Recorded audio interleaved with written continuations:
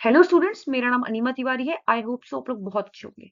आज हम बात करेंगे पीवाईक्यूज के बारे में, जो कि आरपीएससी असिस्टेंट प्रोफेसर का जो भी एग्जामिनेशन हुआ था 2023 में, उसमें जो क्वेश्चंस आए थे पीवाईक्यूज थे, उसके बारे में डिस्कस करेंगे। सब्जेक्ट कौन सा था? Statistics and research. ये जो स्टैटिस्टिक्स और रिसर्च है, इसमें जो पीवाईक्यूज आए थे उसके बारे में क्वेश्चन यहाँ डिस्कस करेंगे। और जो भी हमारा अदर एग्जामिनेशन है पीजीटी लेवल का, असिस्टेंट प्रोफेसर का अपकमिंग एग्जामिनेशन है, यानी यूजीसी नेट का कॉमर्स और मैनेजमेंट है, उसके लिए भी ये जो पीवाईक्यूज है ये बहुत ही ज्यादा इंपॉर्टेंट होंगे और बहुत ही ज्यादा हेल्प करेंगे आपको पेपर क्लियर करने में। तो हम चलते हैं नेक्स्ट स्लाइड पे। यूनिवर्सिटी क्लासेस पे न्यू कोर्स भी अवेलेबल है, लॉन्च कर दिए गए हैं आरपीएससी असिस्टेंट 2024 और 2025 के लिए, जिसमें कि आप वीडियोस, पीडीएफ्स और एमसीक्यूज आपको मिलेंगे। और मोर क्वेरीज के लिए, मोर इन्फॉर्मेशन के लिए आप इनके ऐप पे विजिट कर सकते हैं, आप वेबसाइट पे विजिट कर सकते हैं। और अगर कोई भी आपको और प्रॉब्लम होती है तो आप कॉन्टेक्ट नंबर गिवन है, आप वहां पे जाके कॉन्टेक्ट कर सकते हैं। हम चलते हैं नेक्स्ट स्लाइड पे और शुरू करते हैं आज के क्वेश्चंस को। क्वेश्चन नंबर फर्स्ट है, if the rank correlation coefficient is 0.7902 and sum of square of rank difference summation d square is 60 and n मतलब number of pair of item will be, मतलब ये हमको पहचानना है। अब देखो, कोरिलेशन के अंदर हमको पता लग गया, क्वेश्चन पढ़ के कोरिलेशन का क्वेश्चन है। उसके अंदर दो तरह के मेथड होते हैं। सबसे पहले हमारे पास ग्राफिकल मेथड होता है और एक एल्जेब्रिक मेथड होता है।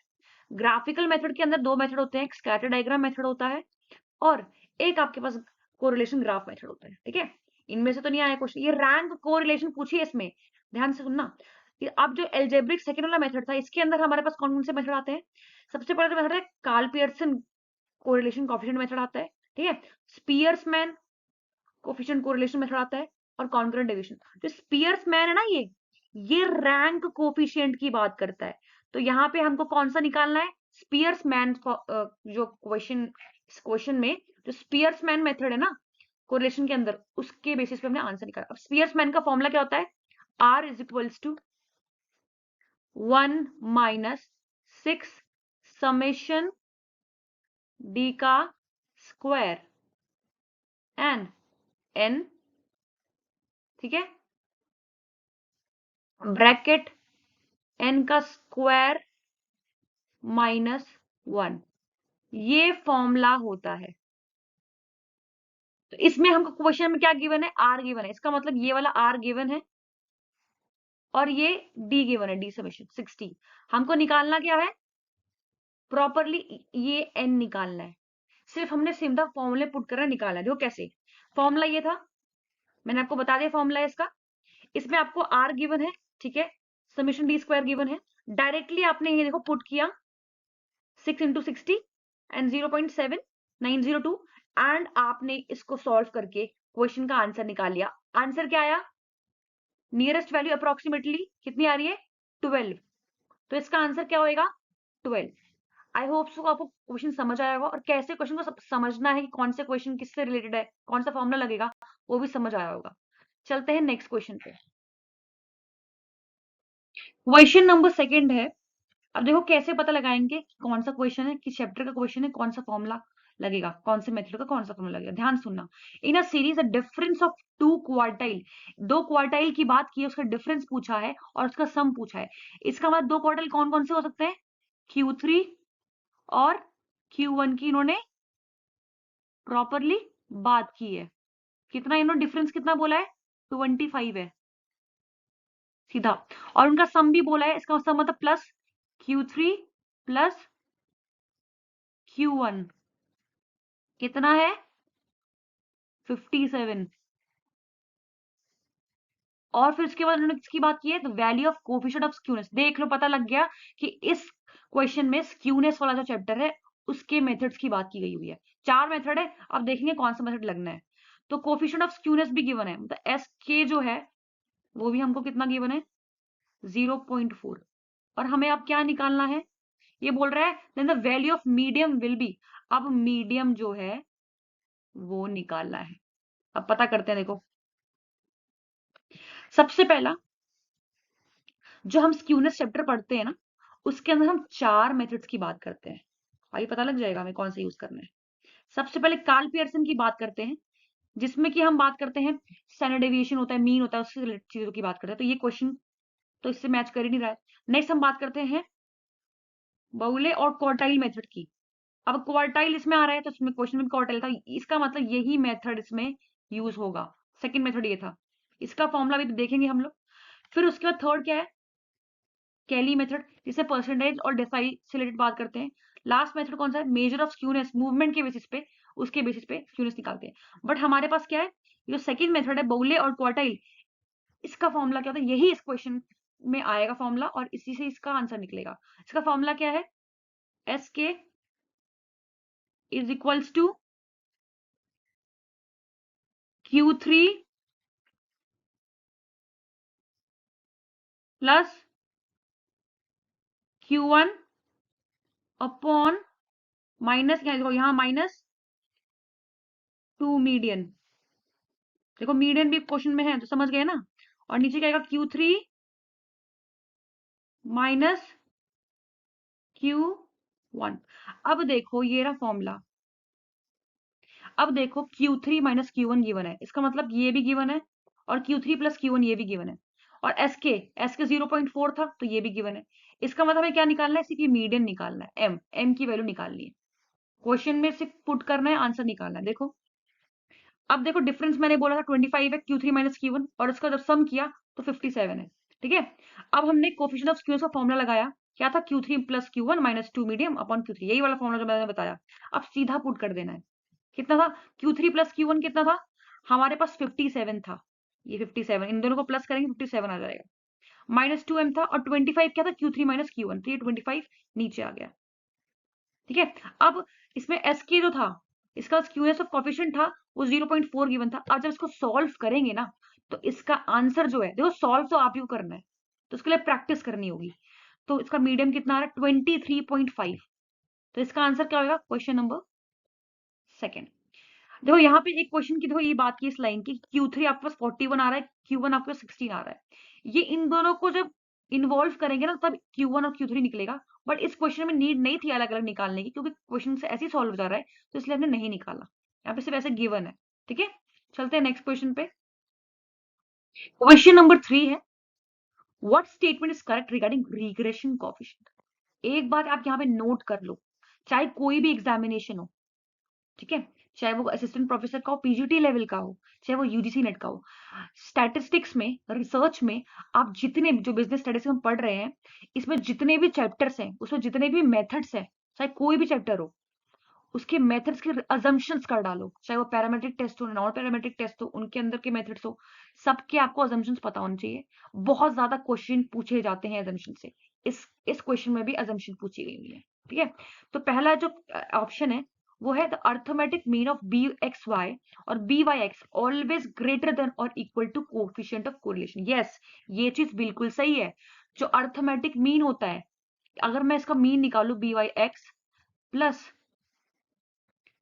बी एक्स वाई का, इसका मीन हो गया ये हमेशा किससे बड़ा होगा, greater than equal to R. बिल्कुल सही है, इसकी assumption है, तो फर्स्ट ऑप्शन सही है। सेकंड है regression coefficient independent of origin not scale, बिल्कुल सही है। जो रिग्रेशन कोएफिशिएंट है वो इंडिपेंडेंट ऑफ ओरिजिन है, बट वो स्केल से इंडिपेंडेंट नहीं है। बट इसका अगर मैं उल्टा कर दूं, कोरिलेशन में वो इंडिपेंडेंट ऑफ ओरिजिन भी है और स्केल भी है, बट रिग्रेशन में क्या होता है, वो इंडिपेंडेंट ऑफ ओरिजिन है बट स्केल नहीं है। तो ये भी ऑप्शन क्या है, सही है। थर्ड ऑप्शन क्या हो रहा है, both regression coefficient have same sign. Yes, जो एक्स वाई था ना, चाहे बी एक्स वाई लगाओ चाहे बी वाई एक्स लगाओ, दोनों केसेस में आपके पास साइन जो होंगे सेम होंगे, तो ये भी जो है सही है। तो इसका आंसर क्या होगा, ऑल दी अबव। ठीक है, देखो सब कुछ इसमें गिवन है, ऑल दी अबव इसका आंसर होगा। आई होप सो क्वेश्चन समझ आएगा। अजम्पशन जरूर करनी है बिजनेस स्टडीज में हर एक चीज की। हम चलते हैं नेक्स्ट क्वेश्चन पे। क्वेश्चन नंबर 4 है, coefficient of correlation determined by the concurrent deviation method indicate the following results only। अब देखो हमने जो, मैंने प्रीवियस स्लाइड में उनको बताया है, जो कोरिलेशन कोफिशिएंट था, जो कोरिलेशन चैप्टर था, उसके अंदर दो मेथड थे। सबसे पहले ग्राफिकल मेथड था, एल्जेब्रिक मेथड था। ग्राफिकल मेथड के अंदर दो मेथड थे अलग से, जो कि कौन से, स्कैटर डायग्राम मेथड था और कोरिलेशन ग्राफ मेथड था। अब एल्जेब्रिक के अंदर कौन कौन से मेथड थे? कार्ल पियर्सन मेथड था एक, स्पीयर्समैन रैंक मेथड था एक कॉन्करेंट डिविजन। जो कॉन्करेंट डिविजन इसकी बात कर रहा है कि कॉन्करेंट डिविजन क्या निकालता है, इसका क्या मेन पर्पस है। कॉन्करेंट डेविएशन डायरेक्शंस के बारे में बताता है हमेशा। किसके बारे में? डायरेक्शंस के बारे में। और किस चीज की डायरेक्शन के बारे में? कोवेरिएंस की डायरेक्शन के बारे में पता है। तो इसका आंसर जो है वो आपका डायरेक्शन होगा। अगर डिग्री पूछ ले तो वो आएगा आपके पास कोरिलेशन में, simple correlation. But concurrent deviation का के अंदर अगर आप डायरेक्शन ऑफ कोवेरिएंस की बात करते हैं तो इसका आंसर होगा ए। इसका आंसर क्या है? ए है। जो कॉन्करेंट डेविएशन मेथड है वो मेजर करता है पॉजिटिव और नेगेटिव दो कोवेरिएंस के बीच में, बट ये कभी भी मेजर नहीं करता डिग्री ऑफ कोरिलेशन। ये कोरिलेशन नहीं, ये कोवेरिएंस को मेजर करता है। कोरिलेशन क्या होता है? जब आप -1 से +1 के बीच की बात करते हैं। और कोवेरिएंस में क्या होता है? आप इंफिनिटी -इंफिनिटी टू +इंफिनिटी की भी इसमें ऐड कर सकते हैं। तो कॉन्करेंट डेविएशन क्या होता है? ये कोवेरिएंस की बात करता है, ये कोरिलेशन की बात नहीं करता। याद रख लेना, यही मेन डिफरेंस है। चलते हैं नेक्स्ट क्वेश्चन पे। क्वेश्चन नंबर 5 है, between the two variable x and y there will be only one line of regression. देखो सीधा मैं आपको बताती हूँ, जब भी आपका r +1 या -1 होएगा, r मतलब कोरिलेशन ऑफ कोफिशिएंट की बात कर रहे हैं, ठीक है।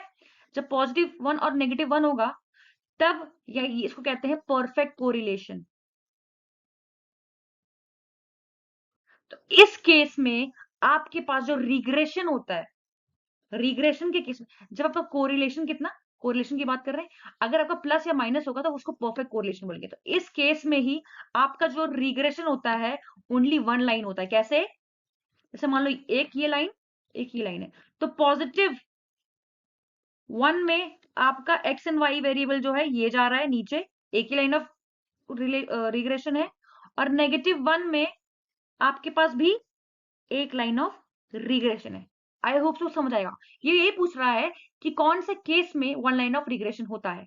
तो वो केस तब होता है जब आपका कोरिलेशन कोफिशिएंट, कोरिलेशन से हमको रिग्रेशन को रिलेट करना है, जब आपका कोरिलेशन प्लस माइनस होता है, +-1 एंड +-1 होता है दोनों, तब आपका जो रिग्रेशन है वन लाइन हो जाता है।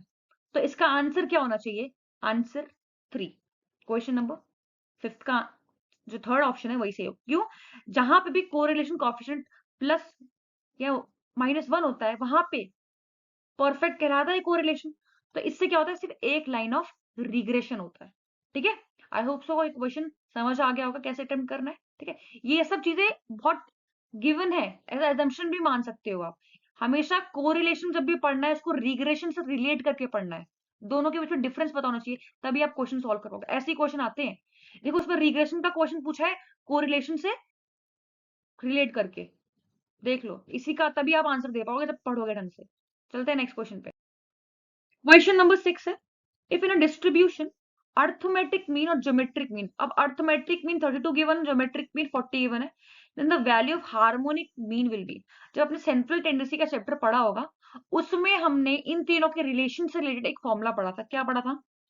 Geometric mean is equals to under root of arithmetic mean into harmonic mean. इस फॉर्मूला को थोड़ा सा मैं नीचे लेके जाऊं तो, जब मैं अंडर रूट को तोड़ूंगी तो ये जो है जी स्क्वायर बन जाएगा, या अंडर रूट कट जाएगा, और हमारे पास आंसर क्या हो जाएगा? Arithmetic mean into harmonic mean, ये फॉर्मूला बनेगा फिर। अब मुझे इसमें अर्थमेटिक मीन गिवन है, ज्योमेट्रिक मीन गिवन है, हमको क्या निकालना है इसमें? हार्मोनिक मीन निकालना है। तो कैसे निकालेंगे? यही फॉर्मूला मैंने बताया बनेगा, ठीक है। और अर्थमेटिक मीन कितना गिवन था? 32। हार्मोनिक मीन हमें गिवन निकालना है, और ज्योमेट्रिक मीन कितना था? 40। क्योंकि यहाँ पे स्क्वायर था तो इसलिए हमने स्क्वायर लगा दिया। जब भी इसको सॉल्व करेंगे 1600/32 आएगा। इसको सॉल्व करने पे answer what will be the answer? 50। Option number 3 is the correct answer to this question. ठीक है, देखो जो ये सॉल्व तो आप ही को करना पड़ेगा, ठीक है। ये तो मैं आपको बता रही हूँ अटेम्प्ट कैसे करना है, अच्छे ढंग से समझाने की कोशिश कर रही हूँ। ये सॉल्व वाला सिचुएशन जो है पेपर में तो आप ही को करना पड़ेगा। तो इसका आंसर क्या आएगा 50। चलते हैं नेक्स्ट क्वेश्चन पे। क्वेश्चन नंबर 7 है, coefficient of correlation between x and y अगर 0 है तो दोनों वेरिएबल में क्या रिलेशनशिप कहा जाएगा। अगर x और y के बीच में आपके पास रिलेशनशिप है वो 0 आ रहा है, तो इसका मतलब क्या पूछा गया है? इसका मतलब ये है कि दोनों ही वेरिएबल एक दूसरे से कनेक्टेड नहीं है। इसका आंसर क्या होना चाहिए?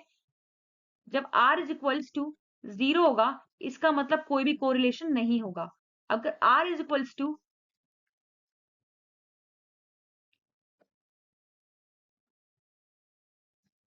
1 होगा पॉजिटिव का, इसका मतलब पॉजिटिव कोरिलेशन है। r इज इक्वल्स टू -1 होगा तो यहाँ पे नेगेटिव कोरिलेशन है। 0 है तो उसका मतलब कोई कोरिलेशन दोनों वेरिएबल्स के बीच में नहीं है। तो इसका आंसर क्या आना चाहिए? If the both variable randomly signify absence of inter relation between them, तो इसका आंसर क्या होएगा? थर्ड। कोई इंक्रीज कोई डिक्रीज कुछ भी नहीं होगा, तो इसका आंसर क्या होएगा? Third. A correlation coefficient of 0 implies no linear relationship और interdependence between the x and y variable. इसका मतलब कोई भी लीनियर रिलेशनशिप नहीं है दोनों वेरिएबल्स के बीच में, कोई इंटरडिपेंडेंस नहीं है। 0 का मतलब यही होता है। ठीक है, चलते हैं नेक्स्ट क्वेश्चन पे। क्वेश्चन नंबर 8 गिवन है, जिसमें क्या ग्रुप्स गिवन है।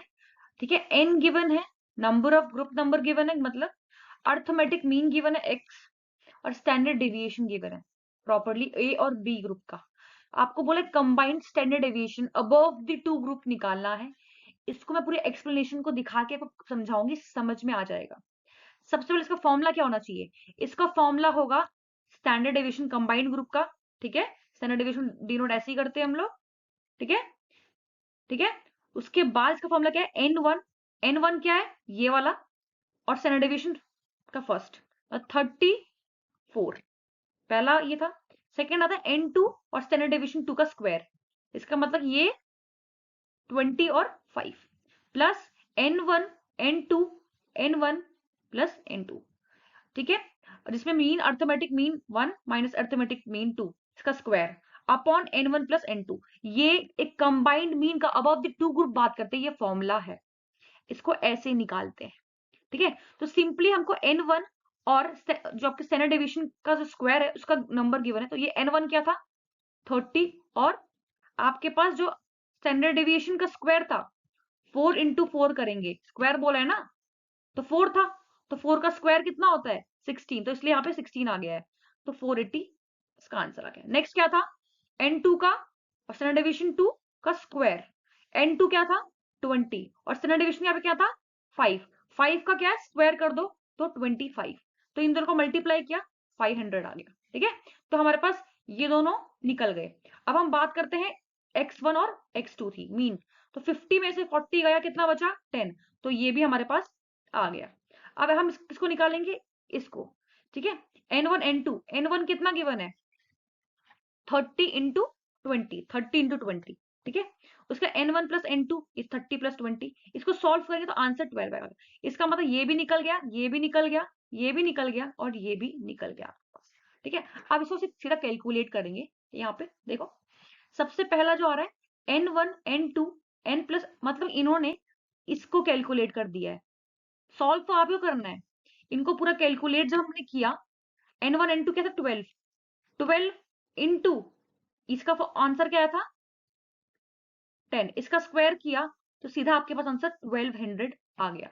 अब इस सबको कंबाइन कर देंगे। अब ये वाला निकाला हमने, अब इसके बाद हमने 480 प्लस 500, 480 प्लस 500, 1200 यहाँ पे था, और n1 क्या था? 30 और 20, इन दोनों को प्लस किया तो हमारे पास प्रॉपरली आंसर यहाँ पे आ जाता है।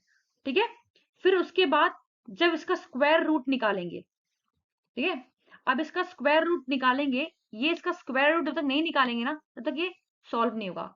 तो 43.6 इसका आंसर आया ना, जब इसका आंसर आया इसको सॉल्व करके, तो जब इसका स्क्वायर रूट निकाला तो 6.6 के अप्रोक्सीमेटली आ रहा है। तो आंसर क्या होना चाहिए? 6.6।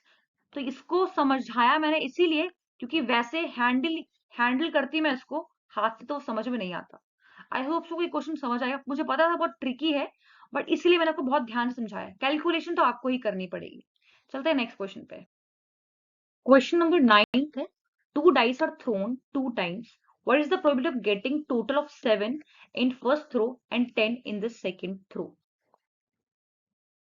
ये बोल रहा है 2 डाइस थ्रोन की गई 2 टाइम पे, क्या बोल रहा है, जो प्रोबेबिलिटी है इसका 2 डाइस थ्रोन की गई, इसका 6 इंटू 6, 2 बार थ्रो की गई ना, इसलिए 36 टोटल हो गया इसका, ठीक है।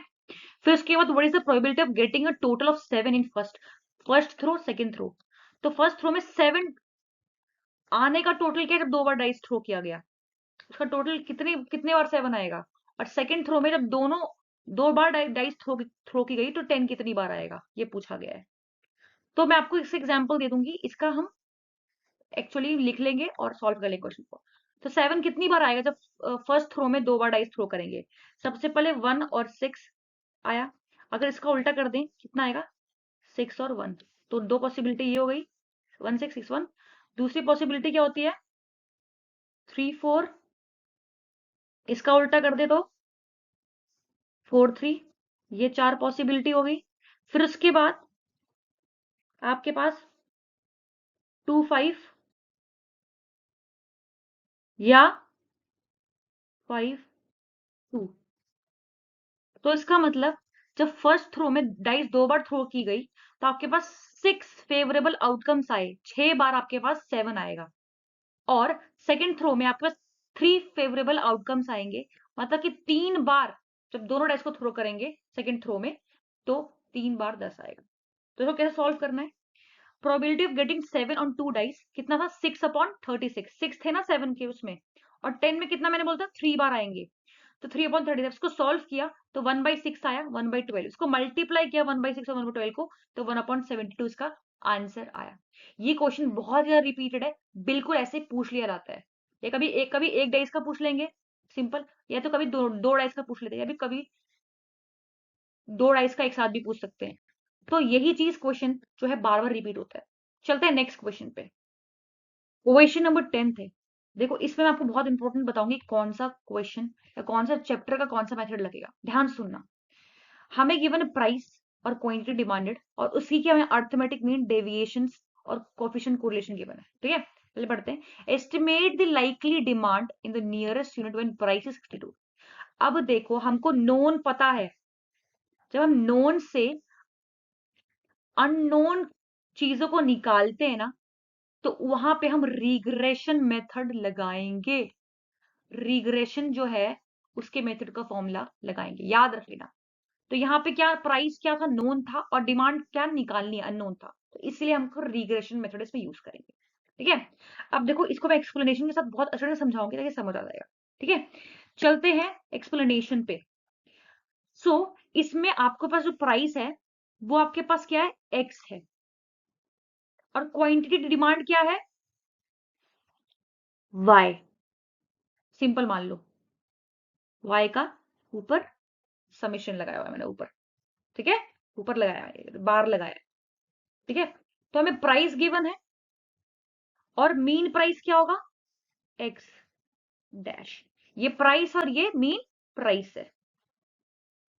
अब यहाँ पे वाई बार गिवन है, ये क्वांटिटी डिमांड गिवन है, और वाई क्या होगा फिर, डिमांड होगा। समझ आया,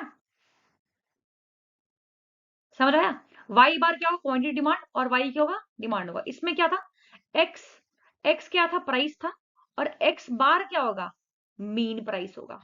दोनों में समझ आ गया, ये गिवन है ना, ये गिवन है ना, इन चारों का मतलब समझ आ गया कौन क्या है, ठीक है। अब अर्थमेटिक मीन गिवन है आपके पास, प्राइस एक्स का 50 और क्वांटिटी डिमांडेड वाई बार का 70। स्टैंडर्ड डेविएशन 4 गिवन है, इसका 5 गिवन है, और कोरिलेशन कोएफिशिएंट 0.88 गिवन है।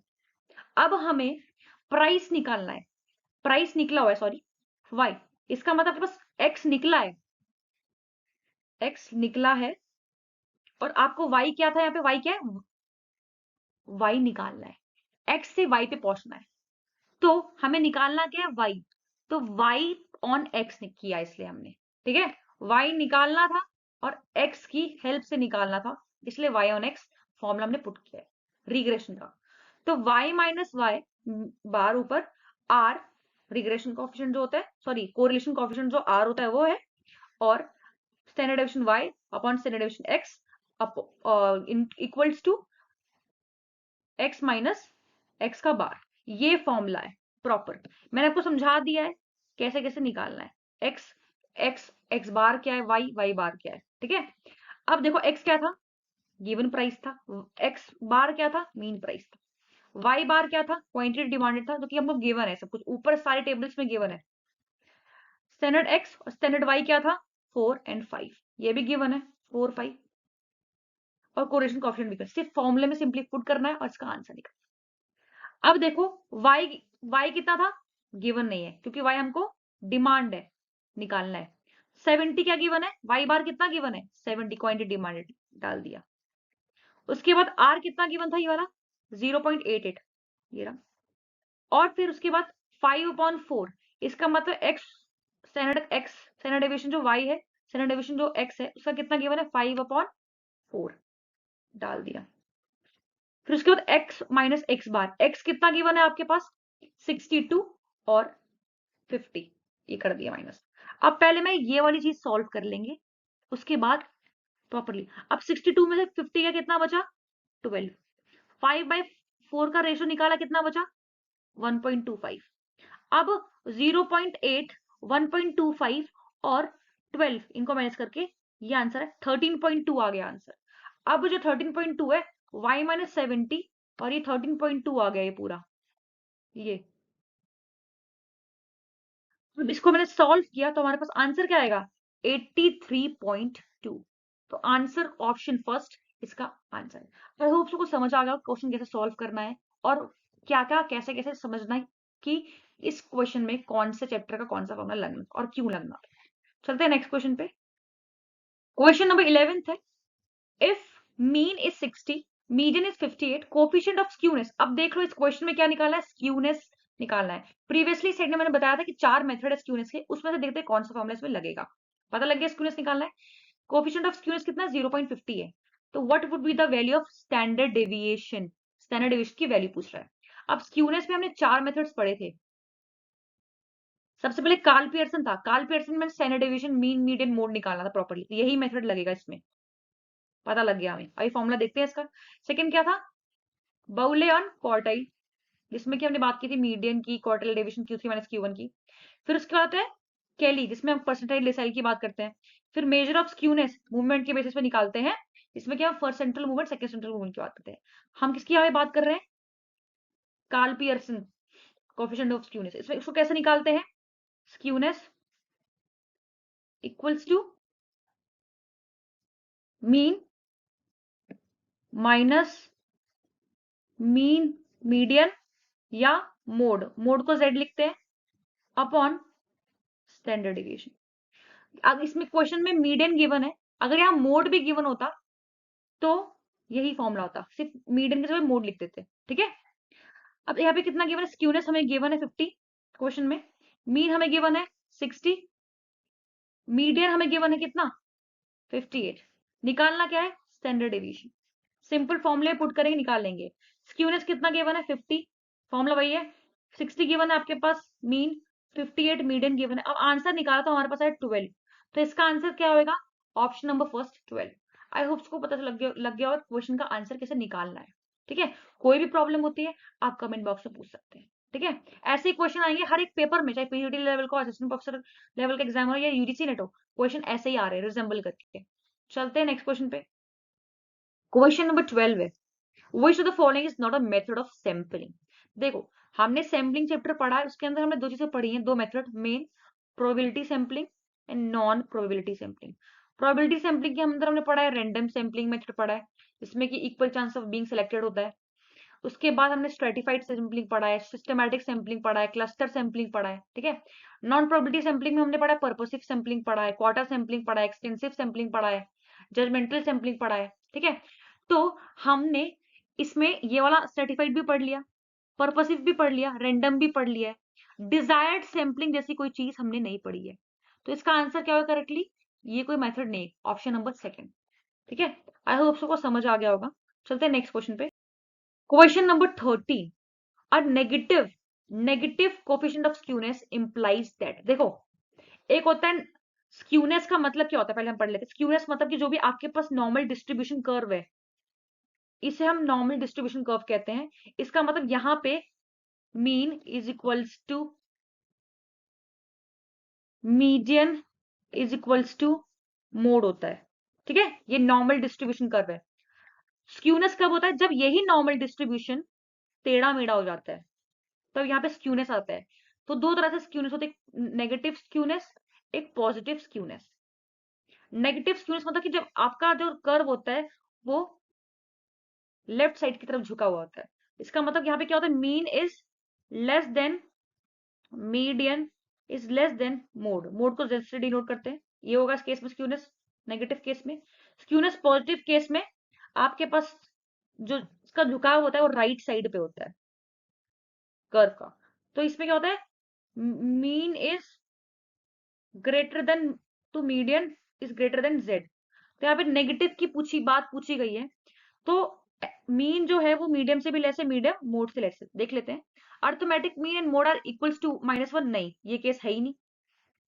Arithmetic mean is less than mode, arithmetic mean is less than mode, yes ये केस है, बिल्कुल सही है। तो इसका आंसर क्या होगा क्वेश्चन नंबर 13 का? ऑप्शन नंबर सेकंड, ठीक है। थर्ड पढ़ लेते हैं। Arithmetic mean equal to mode, नहीं इक्वल टू मोड किसमें था? इसमें जहां पे नॉर्मली डिस्ट्रीब्यूटेड कर्व था, ये स्क्यूनेस था ही नहीं यहाँ पे।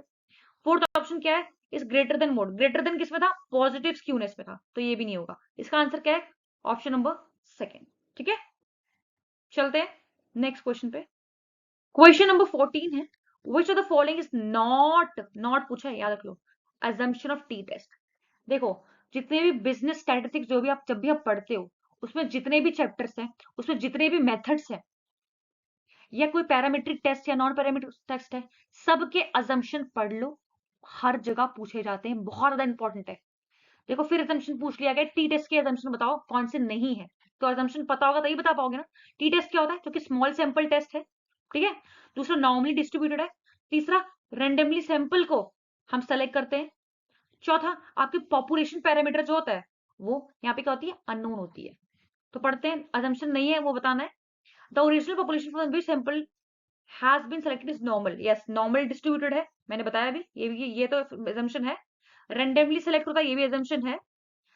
And standard deviation of the population unknown, unknown नहीं है, सॉरी नोन, नोन नहीं है, अननोन है। इसका जो पॉपुलेशन पैरामीटर होता है वो अननोन होता है, नोन नहीं होता। तो इसका करेक्ट आंसर क्या होगा? ऑप्शन नंबर फोर्थ, ये assumption नहीं है, ठीक है। चलते हैं नेक्स्ट क्वेश्चन पे। Question number 15, which of the following are discrete distribution. देखो, हमने तीन चीज पढ़ी थी, binomial distribution, Poisson distribution and normal distribution. जो binomial distribution and Poisson distribution है वो डिस्क्रीट डिस्ट्रीब्यूशन कहलाता है, और जो नॉर्मल डिस्ट्रीब्यूशन है कॉन्टिन्यूअस डिस्ट्रीब्यूशन कहलाता है।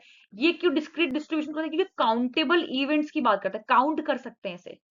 और ये कॉन्टिन्यूअस क्यों कहलाता है? क्योंकि ये प्रॉपर्ली रेंजेस की बात करता है। इसका मतलब फॉर एग्जांपल ये नॉर्मल डिस्ट्रीब्यूटेड होता है ना, इसलिए कॉन्टिन्यूअस बोला है। तो नॉर्मल डिस्ट्रीब्यूशन कब क्या होता है? वो रेंज शो करता है कि नेगेटिव इन्फिनिटी से पॉजिटिव इन्फिनिटी की तरफ जाता है, तो रेंज शो कर रहा है। और बट ये क्या कहते हैं? काउंटेबल इवेंट्स को शो करता है। तो डिस्क्रीट डिस्ट्रीब्यूशन कौन कौन से होते हैं? Binomial distribution and Poisson distribution. इसका आंसर क्या होगा? ऑप्शन नंबर फर्स्ट, ठीक है। देखो बोला है ना यहाँ पे, Poisson distribution and binomial distribution discrete because they are deal with the countable events. Normal distribution is continuous because as it deal with the continuous range of values, ठीक है। आई होप सबको समझ आया होगा। चलते हैं नेक्स्ट क्वेश्चन पे। Question number 16, which of the following would be appropriate to test the significance of the difference between more than two sample arithmetic mean। जब भी मोर देन टू सैंपल के बीच में सिग्निफिकेंस डिफरेंस बात करते हैं, उसे हम कहते हैं अनोवा। ये बात नोट कर लो, क्वेश्चन जो है वो बहुत ज्यादा रिपीटेड क्वेश्चन है कि कौन सा ऐसा टेस्ट है जो कि मोर देन टू सैंपल्स के बीच में, मोर देन टू के बीच नहीं, मोर देन टू के बीच में सिग्निफिकेंस निकालता है, डिफरेंस निकालता है, उसे अनोवा कहते हैं। एनालिसिस ऑफ वेरिएंस, तो इसका आंसर क्या होएगा? Variance analysis. टी टेस्ट दो सैंपल के बीच स्मॉल सैंपल टेस्ट है, ये लार्ज सैंपल टेस्ट है, ये भी टू सैंपल्स के बीच में निकालता है, इसका लेना देना है ही नहीं। तो इसका आंसर क्या होगा? ऑप्शन नंबर सेकंड, ठीक है। चलते हैं नेक्स्ट क्वेश्चन पे। क्वेश्चन नंबर 17 है। देखो, इस क्वेश्चन को मैं ध्यान से समझाऊंगी, इसलिए मैंने इसका एक्सप्लेनेशन में साथ में ले लिया कि आपको बेहतर तरीके से समझ आ जाएगा, ठीक है। क्वेश्चन नंबर 17 है, the probability that a student will post graduate is 0.6। इसका मतलब ये बोल रहा है कि जो पोस्ट ग्रेजुएट स्टूडेंट होंगे उसकी प्रोबेबिलिटी 0.6 है। इसका मतलब सक्सेस की प्रोबेबिलिटी बता रहा है। सक्सेस को किससे डिनोट करते हैं? पी। वो क्या है? 0.6। प्रोबेबिलिटी ऑफ सक्सेस को पी बोलते हैं। अब प्रोबेबिलिटी ऑफ फेलियर को क्या बोलते हैं? क्यू। वो कैसे निकलता है? 1 माइनस पी से। पी क्या है? 0.6। अब 1 में से 0.6 निकालेंगे, माइनस करेंगे, तो आपके पास क्यू प्रोबेबिलिटी ऑफ फेलियर आ जाएगा। ये दोनों समझ में आ गया? ठीक है। Next, what is the probability that out of 5 student all will be post graduate? मतलब 5 स्टूडेंट्स में से क्या प्रोबेबिलिटी कि सारे पोस्ट ग्रेजुएट होंगे, यही निकालना है हमें। ठीक है, प्रॉपरली थोड़ा सा पढ़ लेते हैं। फॉर्मूला कौन सा लगेगा? सबसे पहले पी एक्स, ये एक फॉर्मूला है। ठीक है, बाइनोमियल प्रोबेबिलिटी फॉर्मूला है ये, वही इसमें लगना है। ठीक है, बाइनोमियल डिस्ट्रीब्यूशन लगा रहे हैं इसमें, क्योंकि उसमें सक्सेस और फेलियर के बारे में हमें उसकी प्रोबेबिलिटी बतानी है। इस क्वेश्चन से ही पता लगा कि हमें सक्सेस और फेलियर की प्रोबेबिलिटी निकालनी है, इसलिए हम बाइनोमियल डिस्ट्रीब्यूशन वाला फॉर्मूला लगा रहे हैं। ठीक है, तो उसका फॉर्मूला ये होता है पी, उसके ऊपर एक्स डॉट, इसका मतलब मल्टीप्लीकेशन में 1 माइनस पी। 1 माइनस पी को हम कहते हैं क्यू। ठीक है, उसके ऊपर n माइनस एक्स है। अब जो इसमें n है वो नंबर ऑफ ट्रायल से टोटल वो 5 था। उसके नंबर ऑफ सक्सेस भी यहाँ पे 5 ही है। प्रोबेबिलिटी ऑफ सक्सेस मैंने 0.6 बताया था, और प्रोबेबिलिटी ऑफ फेलियर मैंने बताया था 1 माइनस 0.6 करोगे तो आपके पास क्यू आ जाएगा, जो कि 0.4 यहाँ पे आ चुका है। अब इन चीजों को सिर्फ फॉर्मूले में पुट कर देना है। अब p जो था हमारे पास क्या था? 0.6 था, तो 0.6 था, और x क्या था? 5। 5 मल्टीप्लीकेशन में 1 माइनस पी, कितना आया था हमारे पास? 1 माइनस पी, क्यू है मतलब वो 0.4। इसके ऊपर जो मैंने निकाला है किस चीज को? n माइनस एक्स को। तो n माइनस एक्स कहाँ है? ये 5.5 माइनस 5 क्या? 0, इसलिए इसके ऊपर 0 आ गया। अब 0.4 के कोई भी किसी भी नंबर के ऊपर 0 अगर होता है ना, ऊपर स्क्वायर्स में, इसके स्क्वायर के कभी 0 होता है ना, तो उसको हमेशा 1 मानते हैं, याद रख लेना। ठीक है, तो इसका आंसर क्या आएगा? सीधा 0.5। अब 0. इसका तो 1 हो गया, तो 0.6 को 5 बार जब हम मल्टीप्लीकेशन में डालेंगे तो इसका आंसर बनेगा 0.0776। तो इसका आंसर क्या आ रहा है? Option number 4। ये बहुत ही इजी क्वेश्चन था। जहां पे भी प्रोबेबिलिटी और फेलियर के बारे में पूछे, आपको बाइनोमियल डिस्ट्रीब्यूशन का फॉर्मूला लगा के, ये वाला फॉर्मूला लगा के क्वेश्चन का आंसर निकाल दें। बहुत ही इजी क्वेश्चन था। चलते हैं नेक्स्ट क्वेश्चन पे। क्वेश्चन नंबर 8 बहुत ही ज्यादा रिपीटेड क्वेश्चन है, बहुत ज्यादा पूछा जाता है इस भी क्वेश्चन में, बहुत इजी भी है। क्वेश्चन नंबर 18 है, अ बॉक्स कंटेन 8 रेड बॉल, ठीक है, 7 white ball and 5 blue ball. 7 white ball plus 5 blue ball, इसको अगर हम टोटल करते हैं तो हमारे पास 20 बॉल्स हो जाती है टोटलिटी में। एक बैग में 20 बॉल है। अगर उसमें से 3 बॉल हमने निकाल ली अचानक से, तो प्रोबेबिलिटी क्या होगी कि आपने बॉल निकाली है, पहले आपने रेड बॉल निकाली, दूसरी अपने व्हाइट, और तीसरी अपने ब्लू बॉल निकाली। इसकी प्रोबेबिलिटी पूछी है। तो इसने क्या बोला? पहले रेड बॉल, रेड कितनी थी? 8/20। ठीक है, निकाली। दूसरी क्या थी? कौन सी बॉल थी? 7। कितनी बॉल थी? 7 व्हाइट बॉल निकाली। अब ध्यान सुनो, जब आपने रेड बॉल निकाल ली, एक बॉल आपने रेड निकाल ली मान लो, तो एक बॉल 20 में से कम हो गई ना, तो यहाँ पे कितनी बच जाएंगी? 20 नहीं आएंगी, फिर व्हाइट बॉल के नीचे 19 बॉल्स ही आएंगी, क्योंकि आपने एक रेड बॉल पहली निकाल ली है। तो निकाल ली, 20 में से एक गया तो 19 बचा। ठीक है, फिर उसके बाद ये 7 था ना, फिर उसके बाद लास्ट उन्होंने बोला फाइनली ब्लू बॉल निकाली, 5 बॉल थी, जिसमें से अब ब्लू बॉल निकाल ली। अब 20 में से आपने पास रेड भी निकाल ली, व्हाइट भी निकाल ली, इसका मतलब 2 बॉल निकाल के कितनी बॉल बच गई थी? 18। तो इसलिए इसके नीचे क्या आएगी? 18 आ जाएगा। ठीक है, देखा देखा ना, 820 थी, फिर 719 हुई, फिर 518 हुई। तो जब इन दोनों तीनों को मैं मल्टीप्लाई करके इसका आंसर निकालूंगी, तो इसका आंसर आएगा 7/171।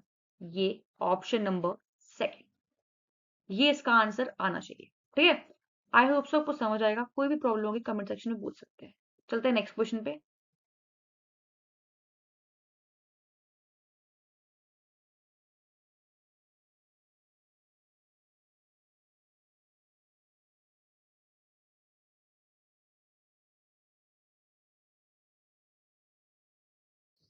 Question number 19.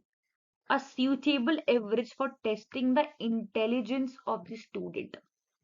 अगर मान लो बहुत सारी स्टूडेंट्स है, उनकी इंटेलिजेंस लेवल को निकालना है, उनकी टेस्ट करना है, ठीक है, तो उसके लिए बेस्ट एवरेज कौन सा माना जाता है? वो होता है मीडियन। ये मीडियन इसलिए होता है क्योंकि ये एक्सट्रीम वैल्यू से अफेक्ट नहीं करता। एक्सट्रीम वैल्यू से अफेक्ट नहीं करता।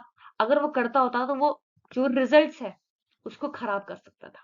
इसीलिए मोस्ट सूटेबल जब भी कोई भी एवरेज माना जाता है वो अमंग ऑल मीडियन माना जाता है। ठीक है, आई होप सो आपको इस 19 के 19 क्वेश्चन समझ आए होंगे और आपको समझ आया होगा कि आपका कहाँ पे किस टॉपिक पे पोजीशन स्ट्रॉन्ग कर है या पोजीशन स्ट्रॉन्ग करनी है और किस कॉन्सेप्ट को अच्छे ढंग से पढ़ना है। ठीक है, कोई भी प्रॉब्लम होती है, कोई भी क्वेरीज होती है, आप कमेंट सेक्शन में पूछ सकते हो और अपनी क्वेरीज को रिजॉल्व कर सकते हो। सो यहाँ पे हमारे राजस्थान असिस्टेंट प्रोफेसर के जो भी PYQ थे वो यहाँ पे खत्म होते हैं, जो भी आए हुए थे प्रीवियसली। अगर आपको कोई भी प्रॉब्लम होता है, कोई भी अगर नई चीज समझ आ रही है, तो बार बार प्रैक्टिस करिए और जो चीजें मैंने बोली है, बार बार बोली है मैंने लेक्चर्स के अंदर, प्रीवियसली स्लाइड्स के अंदर भी, उस चीजों पे ध्यान रखिएगा, उस चीजों पे ज्यादा ध्यान रखिएगा। कुछ भी समझ नहीं आता आप कमेंट बॉक्स में पूछ सकते हैं। Thank you very much.